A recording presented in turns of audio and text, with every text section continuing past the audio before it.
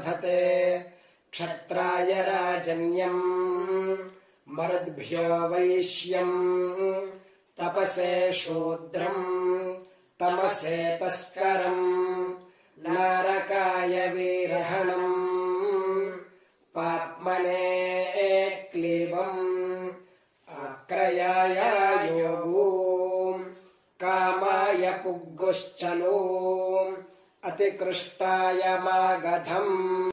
गीताय सूतम् नृत्ताय शैलूषम् धर्माय सभाचरम् नर्माय रेभम् नरिष्ठायै भीमलम् हसाय कारिम् आनन्दाय स्त्रीशखम् प्रमुदे कुमारी पुत्रम् मेधायै रथकारम्